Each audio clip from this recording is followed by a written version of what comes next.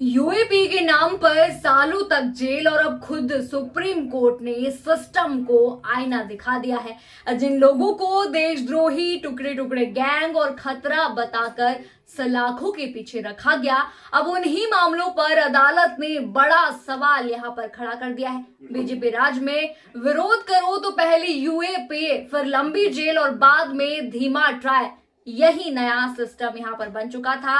लेकिन अब supreme court ने साफ यहां पर कह दिया है, बेल नियम है, जेल अपवाद है। यानी सरकार चाहे कितने भी सख्त धारा लगा दे, संविधान उससे ऊपर ही है। अदालत ने अपने ही पुराने फैसलों पर नाराजगी जताकर बड़ा संकेत यहां पर दे दिया है। और सबसे बड़ा झटका उस समय लगा जब उमर खालिद और सरजील इमाम को बेल न देने वाले फैसले पर भी सवाल यहां पर उठाए गए हैं।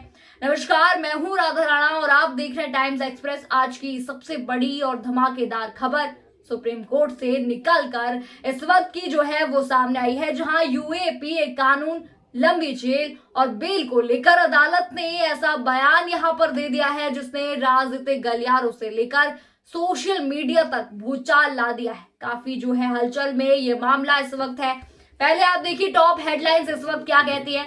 उमर खालिद बेल पर एससी सख्त, यूएपीए केस में बेल खारिज होने पर कोर्ट ने पूछा सवाल, ट्रायल नहीं फिर जेल क्यों।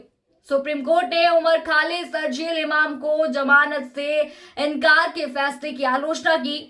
यूएपीए के मामलों में बेमियादी समय तक जेल में नहीं रख सकते। उमर खालिद और सरजील इमाम की जमानत पर सुप्रीम कोर्ट की बड़ी टिप्पणी। तो ये थी आज की टॉप हेडलाइंस जो इस वक्त की खबरें चल रही है। अब आपको बताते हैं कि इस पूरे मामले पर सोशल मीडिया में कौन कौन से ट्वीट वायरल हो रहे हैं और किसने क्या यहाँ पर कहा है। तो सबसे पहला ट्वीट आप देखिए, सीजीआई से जुड़े अकाउंट का सीजी कांत जो है सुप्रीम कोर्ट के फैसले को साझा करते हुए उन्होंने लिखा कि यूएपीए की धारा 43D5 अनिश्चितकाल तक जेल में रखने का आधार नहीं बन सकती। अनुच्छेद 21 और 22 के तहत नागरिकों की स्वतंत्रता सर्वोपरि है। बेल नियम है और जेल अपवाद है। ये सिद्धांत यूएपीए में भी लागू रहेगा। बार एंड बेंच ने ट्वीट, यहाँ पर उन्होंने दूसरा ट्वीट लिखा, सुप्रीम कोर्ट आज जम्मू कश्मीर के नार्को टेरर केस में फैसला सुनाने वाला है, जहां आरोपी करीब 5 साल से जेल में बंद है, जबकि उसके पास से सीधे तौर पर कोई प्रतिबंधित सामान बरामद नहीं हुआ था। सुप्रीम कोर्ट में सोमवार को जम्मू कश्मीर के रहने वाले सैयद इफ्तिखार अंद्राबी की बेल याचिका पर सुनवाई हो रही थी।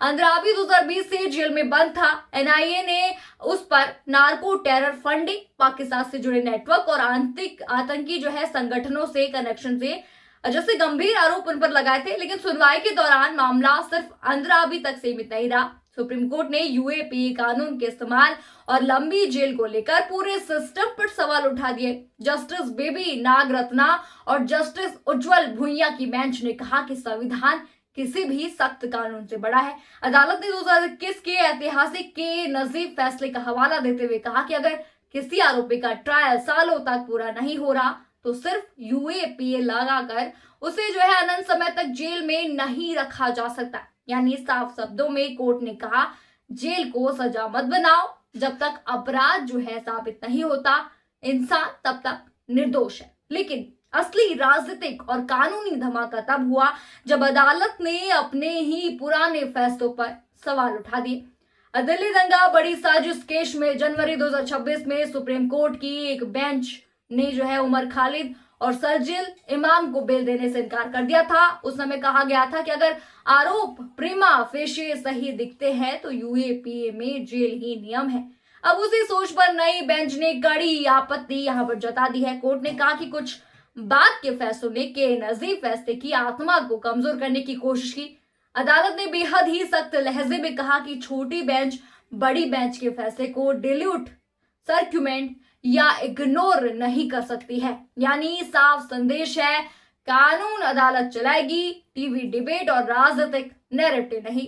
कोर्ट ने यूएपीए की धारा 43D5 पर भी बड़ा बयान उन्होंने दिया। कहा गया कि यह धारा इतनी कठोर नहीं हो सकती कि संविधान के अनुच्छेद 21 और 22 ही खत्म हो जाए।